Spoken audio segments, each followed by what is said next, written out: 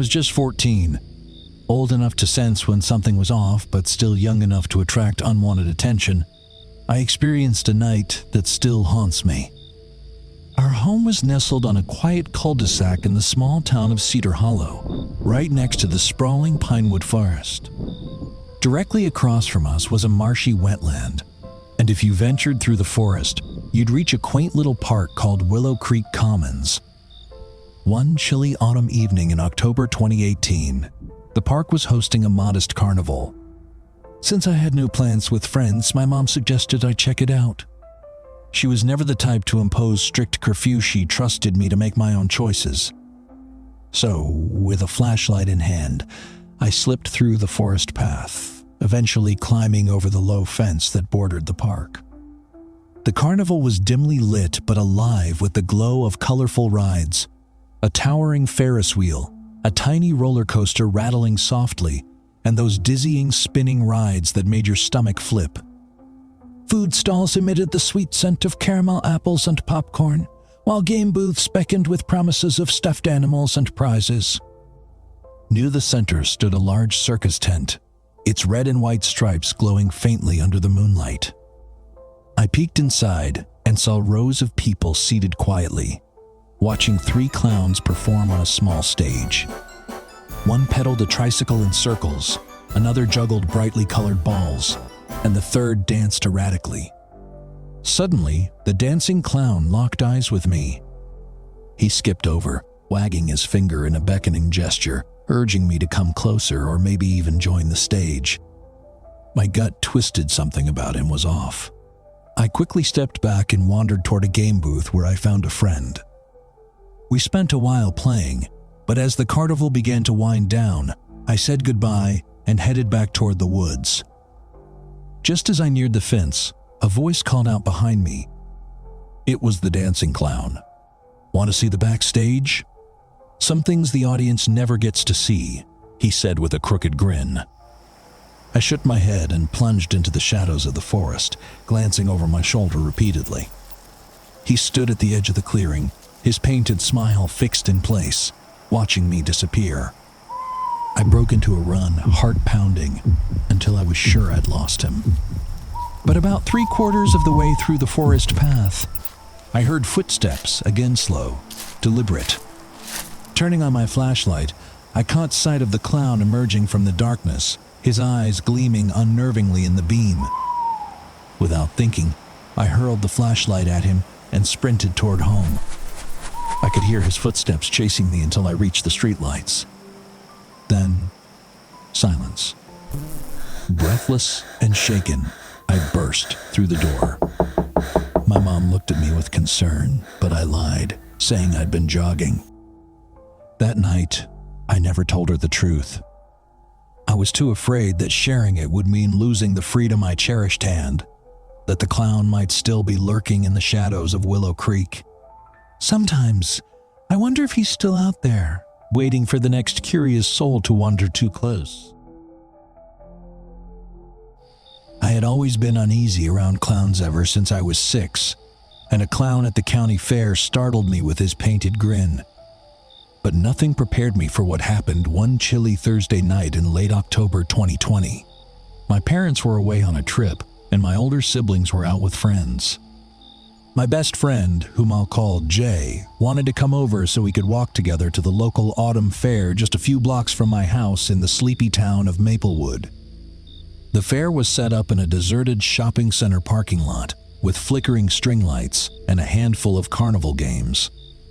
We wandered around, tossing rings and trying to win prizes, laughing and enjoying the quiet night. Then we saw Hema Clown, but he didn't talk. He just grinned, bounced silently, and made strange, exaggerated hand gestures.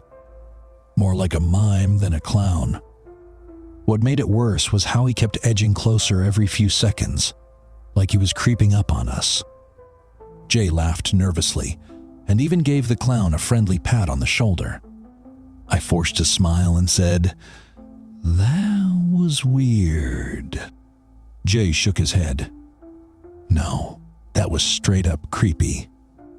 We decided to head back home, walking along the empty sidewalks of our neighborhood. That's when we started hearing footsteps behind us, soft, deliberate, but no one was there when we looked back. Minutes passed, and the footsteps kept pace. Jay said he wanted to leave, but I convinced him to stick around at my place. Honestly, I was scared too. When we reached my front porch, fumbling in the dark for my keys, Jay suddenly nudged me and whispered, "Turn around." There, lurking in the shadows of our next-door neighbor's bushes, was the clown staring right at us with that painted smile. As soon as he saw we'd caught him, he stepped out from the bushes and started walking toward us. Panic surged through me. I juggled my keys frantically until the door finally clicked open. We slammed it shut behind us, and I immediately called my parents. "Lock the doors and hide upstairs," they told me over the phone. Jay and I crept up to my little brother's room and peered out the window. The clown was standing in our driveway, gazing up at us like a predator waiting for his prey. I pulled the blinds closed, and we both crouched down, hearts pounding, barely daring to breathe. 10 agonizing minutes later, he was gone. Or so we hoped. For all we knew, he could still be lurking somewhere on the property, watching and waiting. That night, I learned that some fears don't fade with age, and some shadows never leave you alone. If you've caught the recent news, you might have heard about strange reports of clowns luring kids into the woods. I was one of the first to experience something chilling like the "tand, I'm still shaken." For now, I want to stay anonymous, just in case that thing ever finds me again. I'm 15 years old and live in a tiny town called Hollow Creek, nestled deep in rural Georgia. Only about 150 people live here. Summer was winding down in late August 2021, and I had just started a summer job at the local sawmill. It was simple work helping customers load lumber into their trucks, and it kept me in shape. Best of all, my house was exactly a mile away, so I walked to and from work every day.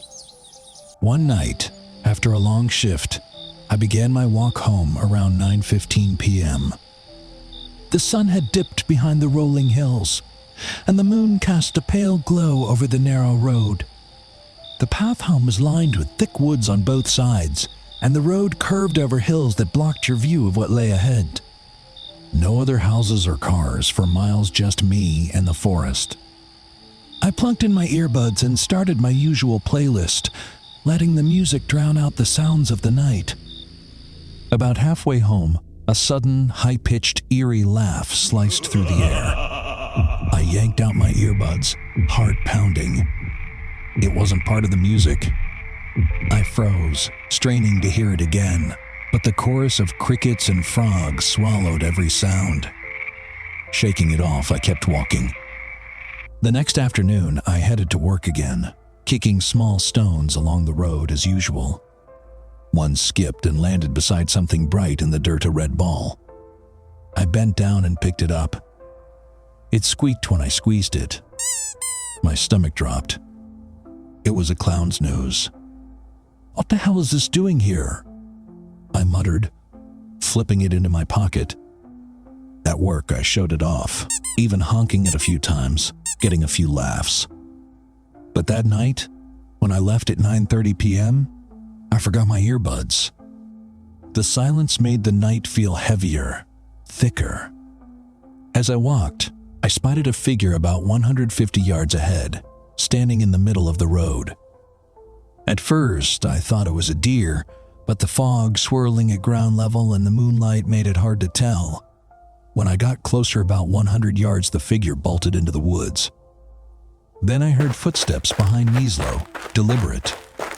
I stopped, heart hammering. Before I could turn, a voice whispered from the shadows, "Hey there."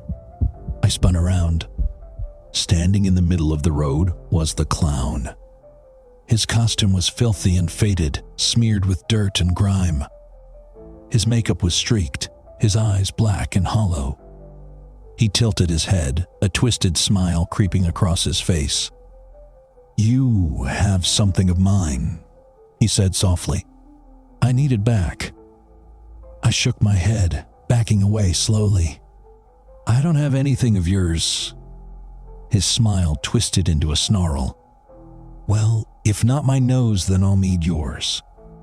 He pulled something long and gleaming from behind his buck a machete. Panic exploded inside me. I turned and ran, lungs burning, legs pumping as fast as they could.